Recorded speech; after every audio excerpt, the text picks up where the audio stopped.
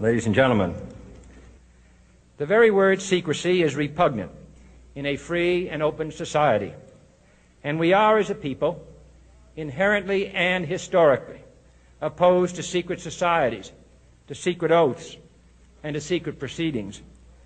We decided long ago that the dangers of excessive and unwarranted concealment of pertinent facts far outweighed the dangers which are cited to justify it. Even today, there is little value in opposing the threat of a closed society by imitating its arbitrary restrictions. Even today, there is little value in ensuring the survival of our nation if our traditions do not survive with it. And there is very grave danger that an announced need for increased security will be seized upon by those anxious to expand its meaning to the very limits of official censorship and concealment.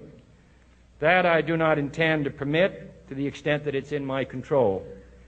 And no official of my administration, whether his rank is high or low, civilian or military, should interpret my words here tonight as an excuse to censor the news, to stifle dissent, to cover up our mistakes, or to withhold from the press and the public the facts they deserve to know.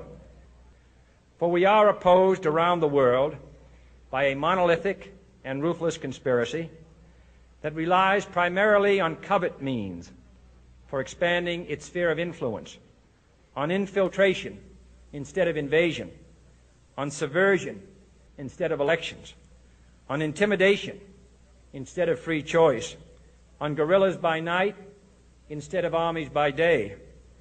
It is a system which has conscripted vast human and material resources into the building of a tightly knit, highly efficient machine that combines military, diplomatic, intelligence, economic, scientific, and political operations.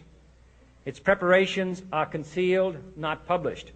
Its mistakes are buried, not headlined. Its dissenters are silenced, not praised. No expenditure is questioned, no rumor is printed, no secret is revealed. No president should fear public scrutiny of his program, for from that scrutiny comes understanding, and from that understanding comes support or opposition, and both are necessary. I am not asking your newspapers to support an administration, but I am asking your help in the tremendous task of informing and alerting the American people. For I have complete confidence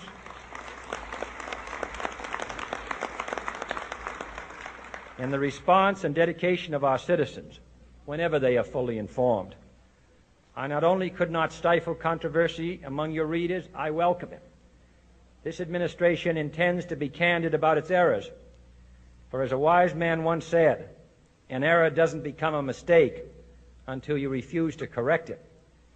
We intend to accept full responsibility for our errors, and we expect you to point them out when we miss them. Without debate, without criticism, no administration and no country can succeed, and no republic can survive. That is why the Athenian lawmaker Solon decreed it a crime for any citizen to shrink from controversy.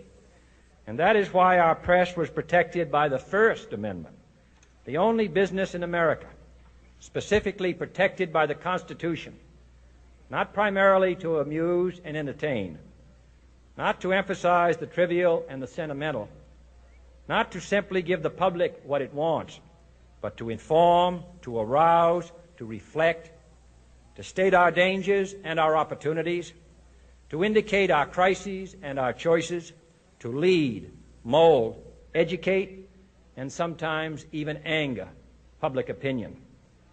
This means greater coverage and analysis of international news, for it is no longer far away and foreign, but close at hand and local. It means greater attention to improved understanding of the news, as well as improved transmission. And it means, finally, that government at all levels must meet its obligation to provide you with the fullest possible information outside the narrowest limits of national security. And so it is to the printing press, to the recorder of man's deeds, the keeper of his conscience, the courier of his news, that we look for strength and assistance, confident that with your help, man will be what he was born to be, free and independent.